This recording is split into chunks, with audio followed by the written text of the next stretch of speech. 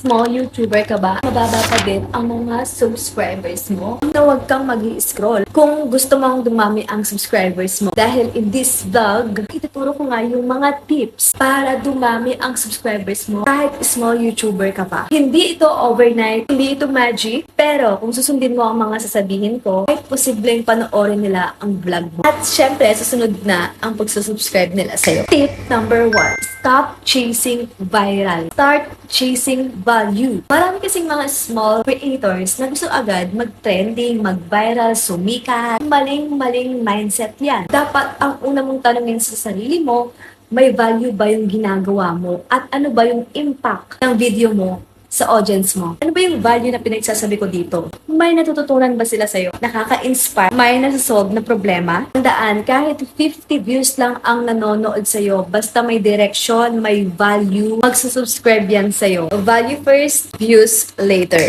Tip number 2, strong 10 seconds. Iwasan niyo sabihin yung mga common na ganito.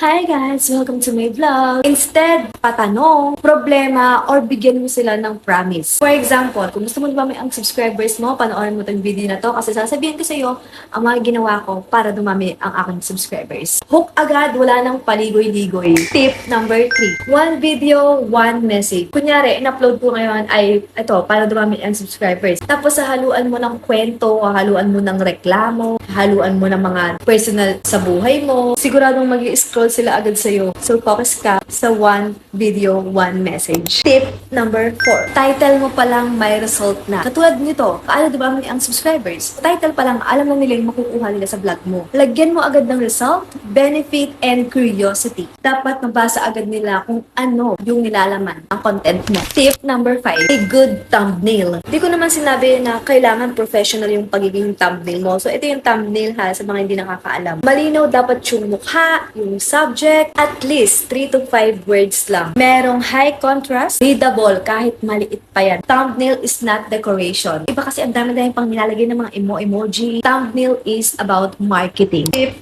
number 6. Talk like a person, not a robot. Hindi normal yung pagsasalita mo. Parang ganito lang, nakikipagkwentuhan ka lang sa kapwa mong creator. Dapat may connection. Para ka lang nakikipagkwentuhan. For example, naranasan mo na ba yung ganito? Connection over perfection. Mas okay pa din talaga yung natural ka lang. Tip number 7. Consistency beats talent. Hindi mo naman kailangan na magaling ka na agad. Hindi mo naman kailangan na magandang background. Hindi mo naman kailangan na magandang mic. Hindi mo naman kailangan na magandang camera. Mag-upload ka ng mga quality videos at least twice a week. I-train mo yung mga audience mo tuwing kailan ka ba nila panonoorin. Consistency builds trust and trust builds subscribers. Tip number 8. Improve your video. Kahit 1% pa yan, basta ini-improve mo, natututo ka kung paano yung mga basic editing, alamin mo yung mga mali sa video mo, mabilis ba yung pacing, may value ba, malinaw ba yung audio. Tip number 9. Ask your viewers to subscribe the right way. Hindi yung kasi simula mo pa lang, sasabi mo na agad na please, subscribe ka. Instead, give them a reason to subscribe. For example, kung may natutunan ka sa vlog na to at gusto mo pa ng mga ganung tips,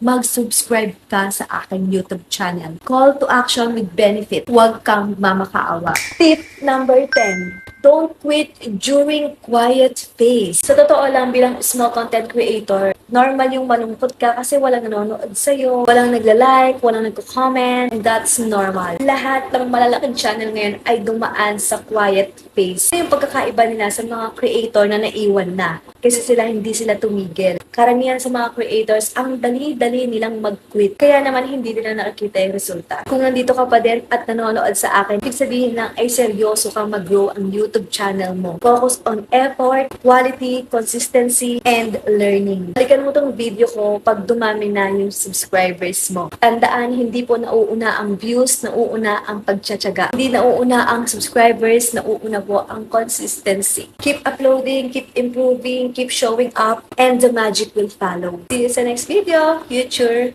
big creator. Bye! God bless!